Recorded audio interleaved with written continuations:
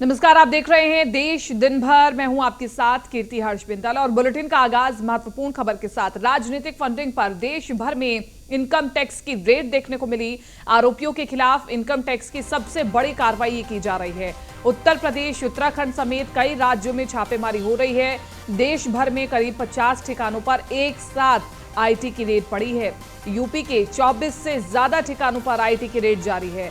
हुसैनगंज में गोपाल राय के घर पर भी आईटी की रेड पड़ी है। एनजीओ बनाकर ब्लैक मनी को वाइट करने का आरोप है नेता गोपाल राय पर। राजनीतिक दल के नाम पर चंदे का आरोप में छापेमारी की गई। अखिलेश यादव के करीबी रहे गोपाल राय पर शिकंजा कसा गया है। कानपुर में बसपा के पूर्व नेता के घर पहुंचकर आयकर टीम ने छापेमारी की है। चुनाव में चंदे के मामले में आयकर टीमें अब पड़ताल कर रही हैं और इस नेता का एनआरएचएम घोटाले में भी नाम आया था। काकादेव में एक अधिवक्ता के घर में भी पड़ताल चल रही है और छत्तीसगढ़, गोवा, राजस्थान, मध्य प्रदेश, गुजरात में भी रेड पड़ी है। तो ये बड़ी खबर हम आपको बता रहे हैं। करप्शन के विरुद्ध ये जो महायुद्ध चल रहा है, जिसमें 7 राज्यों में छापेमारी चल रही है। चंदे के खेल पर इनकम टैक्स की नजर है। All India income tax raid पर कर रही है और इसी के साथ साथ दिल्ली, लखनऊ से ये आईटी की गाड़ी जो चली है वो राजस्थान पहुंच चुकी है और इसी के साथ साथ एक के बाद एक छापेमारी हो रही है।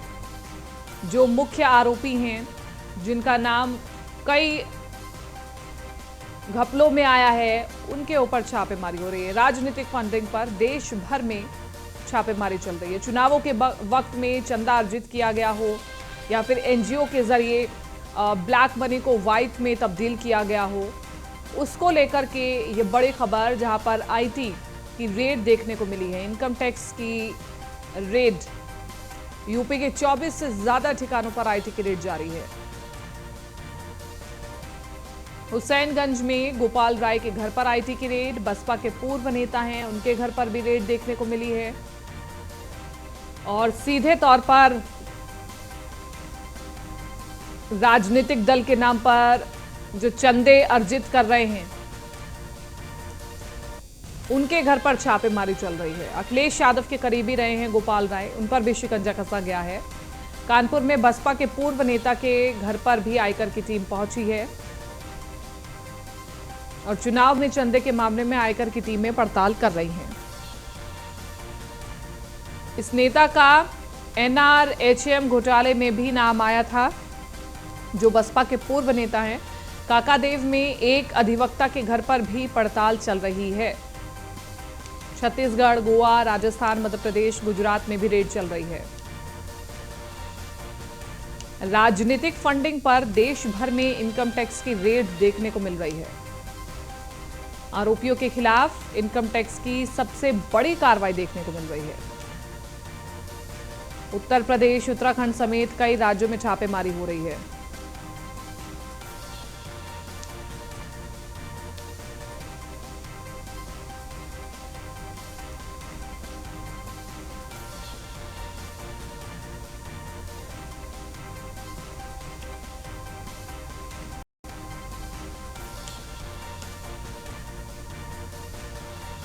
तो बड़ी खबर आपको बता रहे हैं। एनजीओ बनाकर जो ब्लैक मनी को व्हाइट मनी करते हैं, उनके ऊपर सीधे तौर पर इनकम टैक्स की पैनी नजर है। उनके ठिकानों पर छापेमारी की जा रही है। राजनीतिक दलों के नाम पर जो चंदा इकट्ठा करते हैं, उनके घरों पर फंडिंग जो हो रही है, उनके घरों पर जांच होगी।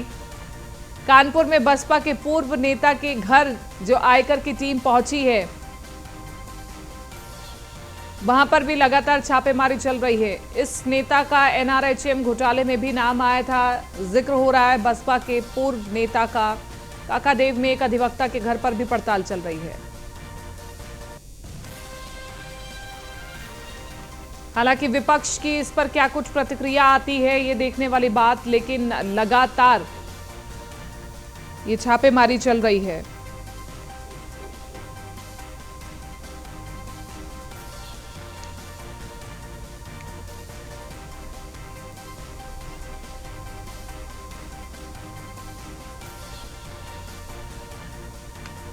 और हमारे साथ दो संवाददाता लाइव बने हुए हैं पूरी अपडेट के साथ। पीयूष तिवारी हमारे साथ दिल्ली से लाइव बने हुए हैं और इसी के साथ साथ नीलेश हमारे साथ लाइव बने हुए हैं लखनऊ से। सबसे पहले पीयूष, आपसे ही मैं सवाल पूछना चाहूंगी कि ये जो दिल्ली से आईटी की गाड़ी चली है, जो लखनऊ भी पहुंची और अन्य राज्यों में भी पहुंची है, अब कहां पर पहुंची है वो गाड़ी? देखिए, अगर हम बात करें तो देश के अलग अलग राज्यों में इनकम टैक्स लगातार छापेमारी कर रहा है। ये छापेमारी सुबह से हो रही है। 300 से ज़्यादा पुलिसकर्मी लगाए गए हैं, सीआरपीएफ के जवान लगाए गए हैं, 100 से ज़्यादा इनकम टैक्स की अगर हम बात करें अधिकारियों की गाड़ियां हैं। इसके अलावा अगर हम बात करें सबसे बड़ी कार्रवाई हो रही है राजस्थान में, अशोक गहलोत के जो मंत्री हैं उनके यहाँ कार्रवाई चल रही है। इसके अलावा लखनऊ में भी कई जगहों पर कार्रवाई चल रही है, उत्तर प्रदेश के अलग अलग इलाकों में कार्रवाई चल रही है, उत्तराखंड में कार्रवाई चल रही है। तो निश्चित तौर पर जिस तरीके से पॉलिटिकल फंडिंग को लेकर इनकम टैक्स लगातार नजर बनाया हुआ था कि चुनावों के दौरान, खासतौर पर विधानसभा के चुनावों के दौरान किस पार्टी को कितनी फंडिंग हुई है और किस नेता के यहाँ से कितनी फंडिंग हुई है, और निश्चित तौर पर जिस तरीके से अनियमितता पाई गई है उसके बाद इनकम टैक्स की ये बड़ी कार्रवाई है। और इस साल की सबसे बड़ी कार्रवाई ये मानी जा रही है, क्योंकि 53 जगहों पे एक साथ इनकम टैक्स के अधिकारियों ने छापा मारा। बिना किसी सूचना के एक साथ ये छापेमारी की गई है और एक एक जगहों पे 3-3, 4-4 अधिकारी पहुंचे हुए हैं, तमाम कागजात को खंगाले जा रहे हैं। इसके अलावा अगर हम बात करें तो आय से अधिक संपत्ति को भी देखा जा रहा है। इसके अलावा पॉलिटिकल फंडिंग अगर किसी पार्टी को मिली है या किसी नेता को मिली है तो क्या वो ब्लैक मनी था या व्हाइट मनी था, इसको लेकर भी इनकम टैक्स के अधिकारी जांच कर रहे हैं। क्योंकि इनकम टैक्स के अधिकारियों ने एक पूरी तरीके से सूची बनाई थी जिन लोगों को रडार पर इनकम टैक्स के अधिकारियों ने लिया था, और यही बात है कि पहले भी इस तरीके की कार्रवाई हुई है, लेकिन 2-4 जगहों पे इनकम टैक्स के अधिकारियों ने छापे मारा था, लेकिन एक साथ 53 जगहों पे इनकम टैक्स की बड़ी कार्रवाई चल रही है। सुबह से ये कार्रवाई चल रही है और सूत्र ये बता रहे हैं कि कई जगहों से, कई राज्यों से जहां जहां ठिकानों पे छापेमारी की गई है, तो कई बड़े अधिकारियों के यहां से, बड़े नेताओं के यहां से कई अहम दस्तावेज भी इनकम टैक्स के अधिकारियों के हाथ लगे हैं, जिसके बाद कई और अहम खुलासे हो सकते हैं। क्योंकि जिस तरीके से इनकम टैक्स के अधिकारियों ने तैयारी की थी, जिस तरीके से ये छापेमारी की गई है, निश्चित तौर पर आज की सबसे बड़ी कार्रवाई है, या यूं सबसे बड़ी कार्रवाई है। और सबसे बड़ी कार्रवाई पर सबसे बड़ी कवरेज भी पीयूष हमारी चल रही है। सूरज पांडे भी हमारे साथ कानपुर से जुड़ चुके हैं। सूरज, मैं लौटती हूँ आपके पास, लेकिन नीलेश, लखनऊ में सबसे पहले बताइए कि क्या हलचल है, क्योंकि जिस तरह से विपक्ष के नेताओं पर आईटी की कार्रवाई चल रही है, उस पर जाहिर सी बात है कि विपक्ष के नेताओं की प्रतिक्रियाएं भी आ रही होंगी। देखिए, बिल्कुल अगर हम उत्तर प्रदेश की बात करें, खासतौर पर राजधानी लखनऊ की बात करें, तो राष्ट्रीय क्रांतिकारी समाजवादी पार्टी के राष्ट्रीय अध्यक्ष गोपाल राय के घर पर पिछले 4 घंटों से निरंतर इनकम टैक्स डिपार्टमेंट की छापेमारी चल रही है। मैं उनके घर के बाहर मौजूद हूँ, जहाँ पर आपको तस्वीरें दिखाऊंगा कि ये गोपाल राय का घर है, जहाँ पर इनकम टैक्स डिपार्टमेंट के जो अधिकारी हैं पिछले 4 घंटों से घर के अंदर मौजूद हैं। तमाम दस्तावेज खंगाले जा रहे हैं। ये देख सकते हैं कि गेट खुला है और पुलिस के लोग भी अंदर मौजूद हैं। साथ ही साथ अगर हम बात करें गोपाल राय की, तो गोपाल राय के ऊपर आरोप है कि कई तरीके के एनजीओ इनके द्वारा बनाए गए, उसके माध्यम से पार्टी खड़ी की गई और उस पार्टी के नाम पर जो है जो फंडिंग हुई है, कहीं ना कहीं तमाम नेताओं के, तमाम दलों की ब्लैक मनी को वाइट करने का काम किया गया है। अपने सहयोगी रघुनाथ सोनी से कहूँगा कि एक इनके घर के बाहर देख सकते हैं कि वो पोस्टर लगा हुआ है जिसमें केंद्रीय लोक शिकायत एवं जांच संस्थान लिखा गया है। उसके नीचे आज़ादी के 75वीं वर्षगांठ पर भारत अमृत महोत्सव के शुभ अवसर पर राष्ट्र गौरव सम्मान एवं लोक शिकायत एवं निराकरण विषयक संगोष्ठी। लेकिन उसमें हैरानी वाली बात यह है कि इनकी अपनी पार्टी है, लेकिन उसमें राजनाथ सिंह की फोटो लगाई गई है जो भारत सरकार में रक्षा मंत्री हैं, साथ ही साथ कौशल किशोर जो केंद्रीय राज्य मंत्री, नीचे डिप्टी सीएम ब्रजेश पाठक की फोटो है, स्वतंत्र देव सिंह की जो जल शक्ति मंत्री हैं, उसके अलावा तमाम अपर्णा यादव का फोटो लगाया गया है, एसएन साबत जो कि आईपीएस हैं, उसके अलावा डीके ठाकुर आईपीएस हैं, तमाम ऐसे बड़े लोगों की फोटो लगाई गई। दूसरी ओर अगर हम तस्वीरों में दिखाएं तो दयाशंकर सिंह की भी फोटो लगाई गई है, दानिश आजाद हैं, असीम अरुण है, और उसके अलावा और दयाशंकर दयालु की फोटो लगाई गई। कहीं ना कहीं इन लोगों की फोटो इसलिए लगाई गई है ताकि इन लोगों के नाम पर भी लोग दूसरे दलों से, दूसरे नेताओं से फंडिंग कराई जा सके। तो ये जो गोपाल राय का घर है, इसके ऊपर की तस्वीरें हम आपको दिखा दें कि इसके ऊपर भी कई तरीके के पोस्टर लगाए गए हैं जिसमें तमाम संस्थाओं के नाम लिखे हुए हैं। औद्योगिक एवं प्राविधिक शिक्षा परिषद का इसमें कार्यालय बताया जा रहा है, प्रबुद्ध महिला शिल्प कला का केंद्र भी बताया जा रहा है। उसके ठीक ऊपर, इसके ऊपर वाले फ्लोर पे अगर हम बात करें तो अखिल भारतीय गौरक्षा परिषद का भी कार्यालय है। और इधर दूसरी ओर अगर हम देखें तो national federation of the blind, ये एक संस्था है जो दृष्टिहीनों के लिए काम करने का दावा करती है। तो इस तरीके के तमाम एनजीओ के दफ्तर इस घर के अंदर मौजूद हैं। गोपाल राय के घर के अंदर इनकम टैक्स डिपार्टमेंट की टीम मौजूद है। उसके अलावा अगर हम उत्तर प्रदेश की बात करें तो उत्तर प्रदेश में लखनऊ समेत सुल्तानपुर, कानपुर, नोएडा, गाजियाबाद जैसे बड़े महानगरों में इनके जो सहयोगी हैं, इनके जो कार्यालय हैं, घर हैं, उनके दफ्तरों पर भी लगातार इनकम टैक्स डिपार्टमेंट की जो छापेमारी है वो चल रही है। कहीं ना कहीं गोपाल राय की बात की जाए तो गोपाल राय के ऊपर तमाम तरीके के आरोप इससे पहले भी लगे हैं कि गलत तरीके से जो लोगों का पैसा है उसको वाइट करने का काम किया गया है। उसके अलावा एनजीओ के नाम पर तमाम लोगों का पैसा लेकर उसको वाइट करने का काम किया गया है। एनजीओ के जो बैंक खाते हैं उनको भी खंगालने का काम इनकम टैक्स डिपार्टमेंट की टीमें कर रही हैं। साथ ही साथ गोपाल राय के जो पर्सनल खाते हैं उनको भी चेक किया जाएगा। ठीक है, मैं लौटती हूँ आपके पास नीलेश। हमारे साथ सूरज पांडे भी लगातार बने हुए हैं कानपुर से। सूरज पांडे, क्या कुछ कानपुर में हाल है? कानपुर में भी क्या आईटी की गाड़ी पहुंची है क्या छापेमारी के लिए? जी बिल्कुल, जिस तरीके से आपको बता दें कि इस समय हम कानपुर के उस्मानपुर में मौजूद हैं, जहां पर जन राज्य पार्टी के नेता हैं ओमेंद्र भारत, उनके घर पर अभी आयकर विभाग की टीम ने छापेमारी की है। तो वहीं बहुजन समाज पार्टी के नेता एक बताए जा रहे हैं जो कि काकादेव में रहने वाले हैं, उनके घर भी अभी आयकर विभाग की टीम ने छापेमारी की है। देखिए, इस समय हम ओमेंद्र भारत के घर पे मौजूद हैं, जहां ओमेंद्र भारत जो है उनका जो राजनीतिक करियर की बात करें तो आम आदमी पार्टी से उनका राजनीतिक करियर शुरू हुआ था, जिसके बाद उन्होंने अपने कई सारे दल बनाए और आईआईटी के छात्रों को वो पढ़ाते भी हैं। देखिए, हम अपने कैमरा पर्सन से कहेंगे कि आकर अंदर दिखाएं, जो कि यहाँ पर आयकर विभाग की जो अधिकारी हैं वो गाड़ियां अंदर उनकी मौजूद है और गाड़ियों से जो टीमें आई हुई हैं और लगातार अंदर उनके घर के भीतर दस्तावेज जो है उनको खंगालने में जुटी हुई है। अभी पूरा घर पूरी तरीके से, गेट जो है वो पूरी तरीके से बंद रखा गया है। और सबसे बड़ी आपको बात बता दें कि जो गाड़ियां हैं, जिन गाड़ियों से अधिकारी आए हुए हैं, वो देखिए रोड के ठीक दूसरी तरफ यहाँ पर खड़ी की गई है, ताकि किसी को ये जानकारी ना हो सके कि आयकर विभाग की जो टीमें हैं वो उन्होंने छापेमारी कहाँ पर की हुई है। तकरीबन 4 गाड़ियों से यहाँ पर जो आयकर विभाग के अधिकारी हैं वो यहाँ पर आए हुए हैं और लगातार पिछले 1.5 घंटे से यहाँ पर छापेमारी की जो प्रक्रिया है वो लगातार जारी है और दस्तावेजों को खंगालने का जो सिलसिला है वो जारी है। लेकिन इसी के साथ साथ सूरज, सबसे बड़ा सवाल ये है कि कब ये इनकम टैक्स डिपार्टमेंट की रेड शुरू हुई और कब तक ये चलने वाली है? कोई संभावना, कुछ ऐसी हलचल पता चल पा रही है क्या सूरज? जी देखिए, छापेमारी की बात करें तो पिछले 1.5 घंटे से छापेमारी की जो प्रक्रिया है वो लगातार जारी है। अभी इनकम टैक्स के कुछ अधिकारी यहाँ पर चर्चे पे मौजूद थे। जब हम लोगों ने उनसे जानने का प्रयास किया कि किस की छापेमारी हो रही है तो उन्होंने कुछ भी बोलने से मना कर दिया है, लेकिन उनका साफ तौर पर कहना है कि जो घर में दस्तावेज रखे हुए हैं, जमीन जायदाद के जो भी इस तरीके से दस्तावेज हैं उनको खंगालने की प्रक्रिया जारी है। क्योंकि ओमेंद्र भारत जो है वो कुछ राजनीतिक दलों से भी जुड़े हुए हैं और आईआईटी के प्रोफेसर भी हैं और स्टूडेंटों को अपने घर में ही और कई सारी कोचिंगों में पढ़ाने का भी काम करते हैं। तो वहीं राजनीतिक भी उनकी जो मंशा है उसको लेकर ये अधिकतर पार्टियों में कभी इधर कभी उधर किया करते हैं। ऐसे में आज जो आयकर विभाग की छापेमारी है वो निरंतर अभी तक जारी है। अभी आपको बता दें कि जो छापेमारी है ये अभी कई घंटे और भी आगे चलने वाली है। ठीक है सूरज, लौट हूं आपके पास। नीलेश भी लगातार हमारे साथ बने हुए हैं। नीलेश, इनकम टैक्स डिपार्टमेंट की छापेमारी तो चल रही है, लेकिन इस बीच कोई बाहर आ जा पा रहा है कि जब से रेड चल रही है क्या कुछ हलचल? क्योंकि लगातार हम ये जानने की कोशिश कर रहे हैं कि जिस तरह से ब्लैक मनी को व्हाइट करने की कोशिश की गई, वहां पर कहीं ना कहीं इनकम टैक्स डिपार्टमेंट की रेड की वजह से नींदें तो जरूर उड़ी होंगी गोपाल राय की भी। अगर बात करें तो पिछले 1 महीने के अंदर इनकम टैक्स की डिपार्टमेंट की रडार पर तमाम राजनीतिक दल, तमाम वो एनजीओ जो गलत तरीके से फंडिंग कराते हैं या फिर ब्लैक मनी को वाइट करने का काम करते हैं। इससे पहले हमने देखा कि तमाम जो बिजली विभाग के ठेकेदार थे उनके घरों पर इनकम टैक्स डिपार्टमेंट की कई दिनों तक रेड चली। उसके बाद अगर हम आज की बात करें तो देश भर कई राज्यों में एक साथ इनकम टैक्स डिपार्टमेंट की रेड चल रही है, चाहे वो उत्तर प्रदेश हो, मध्य प्रदेश हो, छत्तीसगढ़ हो, झारखंड हो, उत्तराखंड हो, गोवा, उसके साथ मध्य प्रदेश हो। इन तमाम राज्यों में एक साथ इनकम टैक्स डिपार्टमेंट की रेड चल रही है।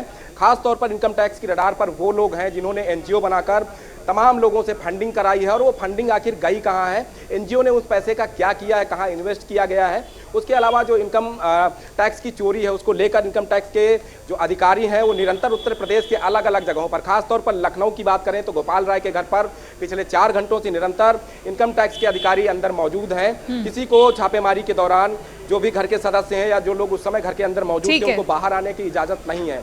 वहीं अगर हम सुल्तानपुर की बात करें तो सुल्तानपुर में भी इसी तरीके की छापेमारी चल रही है। कुछ एक पार्टियां थीं जो वहां पर राजनीतिक दलों के रूप में रजिस्टर्ड कराई गई है और करोड़ों रुपए की फंडिंग उन पार्टियों में बताई जा रही है। तो ऐसे में उन पार्टियों के दफ्तरों पर भी लगातार इनकम टैक्स डिपार्टमेंट की रेड चल रही है। उसके अलावा गाजियाबाद और नोएडा बात करें तो नोएडा में और गाजियाबाद में भी उन लोगों के दफ्तर खंगाले जा रहे हैं जिन लोगों ने कई साल पहले एनजीओ बनाया और उन एनजीओ में करोड़ों रुपए का इन्वेस्टमेंट हुआ है। वो इन्वेस्टमेंट देश के साथ साथ कई दूसरे देशों से भी उसमें फंडिंग हुई है। ऐसे में उन एनजीओ की पूरी भूमिका को तलाश किया जा रहा है कि आखिर जो एनजीओ में पैसा ट्रांसफर हुआ वो आखिर कहां इन्वेस्ट किया गया, किन किन जगहों पर उस पैसे को लगाया गया। गोपाल राय की बात करें तो गोपाल राय के घर पे इस समय अगर हम बात करें तो इनकम टैक्स डिपार्टमेंट की टीम मौजूद है। साथ ही साथ गोपाल राय के घर पे जिस तरीके से तमाम एनजीओ के दफ्तरों के जो बोर्ड लगाए गए हैं वो आप देख सकते हैं कि अपने सहयोगी रघुनाथ सोनी से कहूंगा कि अंदर की तस्वीरें दिखाने के वो प्रयास करें कि अंदर लगातार इनकम टैक्स डिपार्टमेंट की जो अधिकारी हैं वो तमाम दस्तावेज खंगाल रहे हैं, तमाम जो बैंक खातों की डिटेल है उसको खंगाल रहे हैं। साथ ही साथ गोपाल राय के सहयोगी जो हैं उनसे भी पूछताछ की जा रही है। इस तरीके की जब उत्तर प्रदेश के अलग अलग जगहों पर अलग अलग जिलों में ये रेड चल रही है तो कहीं ना कहीं देख सकते हैं कि गेट खुला है और अंदर गेट खुला है, कुछ लोग अंदर से निकले हैं। हालांकि ये परिवार के सदस्य हैं या कौन है ये कह पाना मुश्किल है, लेकिन लगातार इनकम टैक्स डिपार्टमेंट की जो रेड है वो अंदर चल रही है। लखनऊ के बाद अगर हम कानपुर की बात करें तो इससे पहले भी लखनऊ कानपुर में जब रेड पड़ी थी तो तमाम बिजली विभाग के जो ठेकेदार थे वो इनकम टैक्स डिपार्टमेंट के रडार पर थे।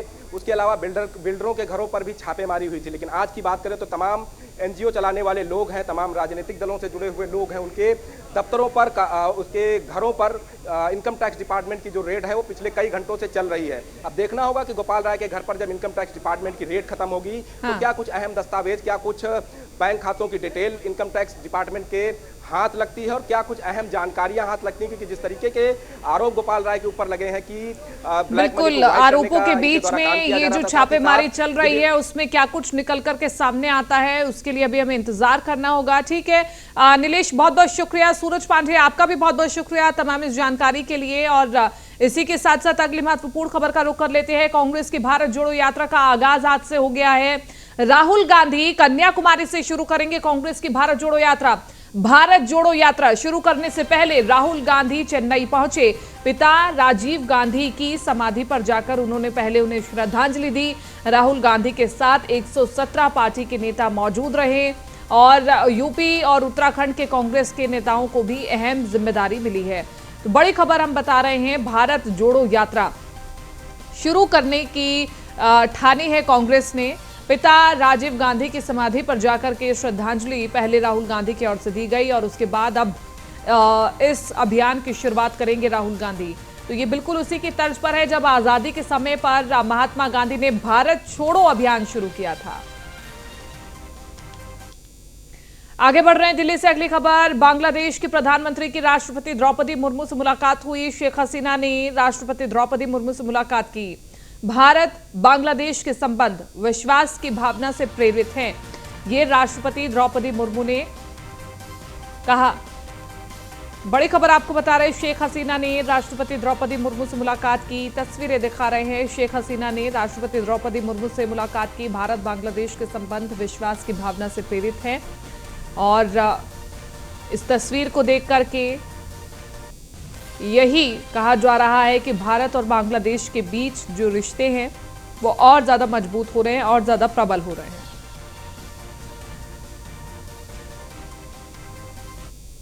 कांग्रेस के पूर्व अध्यक्ष और वायनाड से सांसद राहुल गांधी ने बांग्लादेश के प्रधानमंत्री शेख हसीना से मुलाकात की। कांग्रेस ने कहा कि दोनों नेताओं ने कई मुद्दों पर लाभप्रद चर्चा की है। आपको बता दें कि बांग्लादेश के प्रधानमंत्री 4 दिन की यात्रा पर सोमवार को भारत आई है।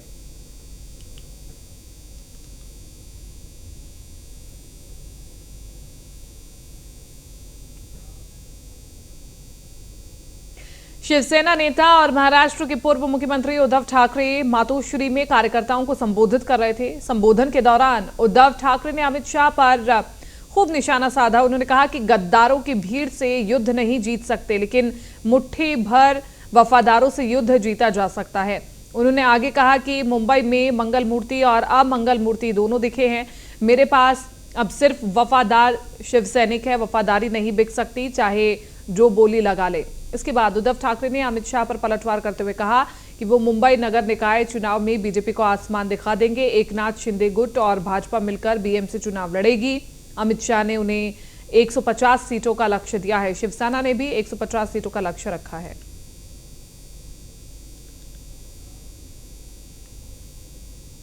बनारस के काशी महाआरती समिति के सदस्यों ने पुणे के प्रसिद्ध दगुशेठ हलवाई गणपति की महाआरती की और इस दौरान उन्होंने शंख बजाकर भगवान गणेश की स्तुति की। गणपति को धूप, नाग आरती, मोरपंख की आरती की गई। गणपति मंत्र पुष्पांजलि के बाद महाआरती संपन्न हुई और इस आरती को देखने के लिए बड़ी संख्या में श्रद्धालु उमड़े।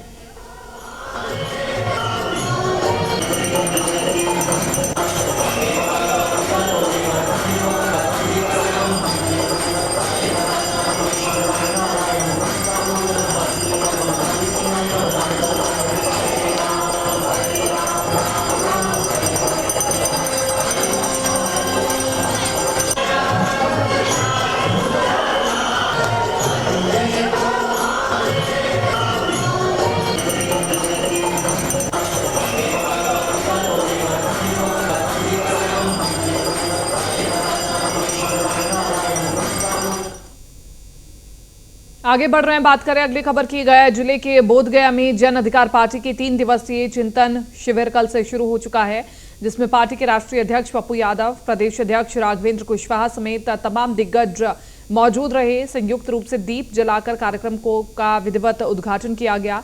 पार्टी के पदाधिकारी और कार्यकर्ताओं को संबोधित करते हुए जाप के राष्ट्रीय अध्यक्ष पप्पू यादव ने अप्रत्यक्ष रूप से नीतीश कुमार के समर्थन करते हुए दिखाई दिया और मोदी सरकार पर हमलावर भी हुए। उन्होंने कहा कि बीजेपी आरएसएस की नीतियों की वजह से देश जिन चुनौतियों का सामना कर रहा है उस पर विचार करने के लिए ये शिविर एक बहुत अच्छा अवसर है।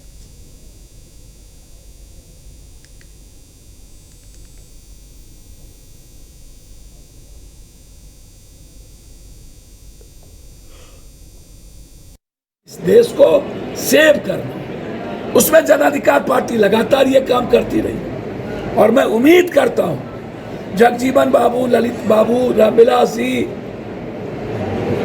लालू जी के बाद जो सपना कर्पूरी ठाकुर और जगदेव बाबू ने इस बिहार की भूमि पर देखा था, निश्चित रूप से मैं आपको बता दूं, एक बिहारी 100 पर भारी।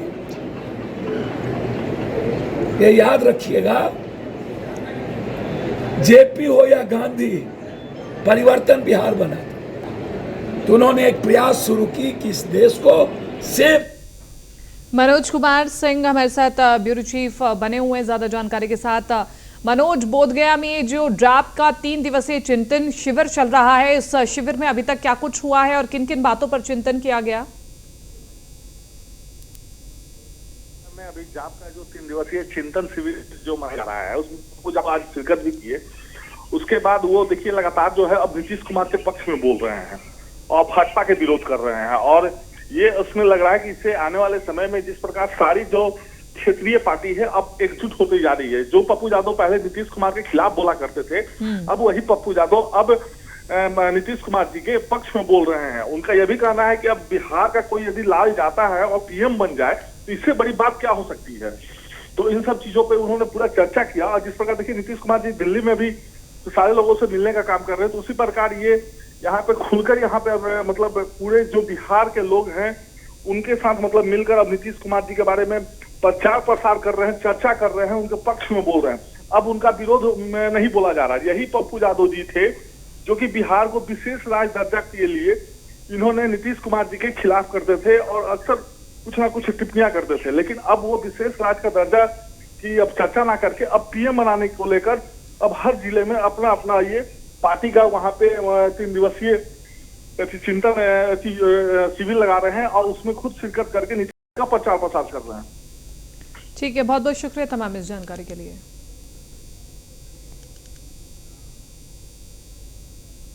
बिहार के उप मुख्यमंत्री सह स्वास्थ्य मंत्री तेजस्वी यादव की बेहतर बिहार एवं बेहतर व्यवस्था के मंसूबे पर छातापुर का स्वास्थ्य विभाग पानी फेर रहा है। छातापुर प्राथमिक स्वास्थ्य केंद्र की स्थिति बद से बदतर होती जा रही है। मरीज के परिजनों की माने तो यहां प्रसव कराने आने वाले मरीजों से मोटी रकम वसूली जाती है।